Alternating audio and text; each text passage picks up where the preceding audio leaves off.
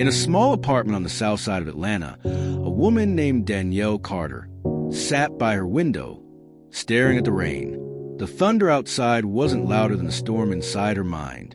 Bills were stacked on the table. An eviction notice hung on the door, and the faint sound of her daughter crying came from the next room. Danielle whispered to herself, "Not tonight, God, please, not tonight." But that night wasn't the end of her story. It was the beginning of her rise. Danielle grew up where dreams often got buried under struggle. Her mama worked 2 jobs, and her daddy, well, he left before she could even say his name right. Life taught her early that nobody was coming to save her, so she learned to fight for herself. At 17, she got pregnant. Everyone told her that was it. Your life is over, girl. But Danielle didn't listen. She looked at that baby, little Maya, and saw a reason to keep going. By day, she cleaned offices downtown.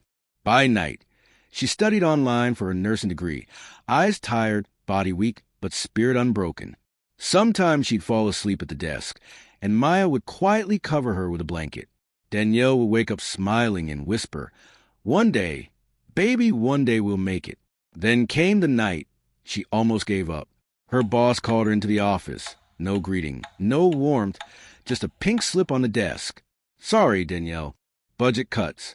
She walked home that night under a dark sky, shoes soaked, tears falling with the rain. When she reached her apartment, she saw her daughter waiting by the door, holding a drawing, a picture of the 2 of them standing under a rainbow. Maya smiled and said, "Mommy, that's us. We're okay after the rain, right?" Danielle fell to her knees, hugging her tightly. That moment, that innocent voice, changed everything. The next morning, she woke up before dawn. No job, no plan, just faith.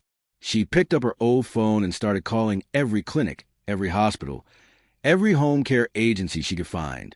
Day after day, the same answer. "Sorry, we're not hiring." But she didn't stop. On her 11th call, someone finally said, "Can you come in today?" She got the job, small clinic, long hours, low pay, but it was something. And she worked like her life depended on it, because it did. The nurses loved her. The patients trusted her. And one day, the director noticed her dedication. He said, "Danielle, you ever thought about being a registered nurse?" She smiled shyly. "It's all I think about." He nodded and said, "Then we're going to help you get there." 2 years later, Danielle Carter, once a teenage mom who everyone doubted, walked across the graduation stage in her white uniform. Her daughter Maya stood in the crowd, waving proudly. Danielle looked up, tears streaming, and whispered, "Mama, I made it." Life didn't get easier after that, but Danielle had changed. She wasn't just surviving anymore. She was living. She started mentoring young girls from her neighborhood. Girls who looked like her, talked like her, dreamed like her. She told them, "Don't let the world tell you who you are before you decide for yourself." And maybe that's the real story here. Not just about Danielle Carter, but about every black woman who carries the weight of the world and still finds the strength to smile. Because behind every storm, there's a sunrise waiting. And behind every broken moment, there's a woman choosing to rise again. This isn't just her story. It's our story.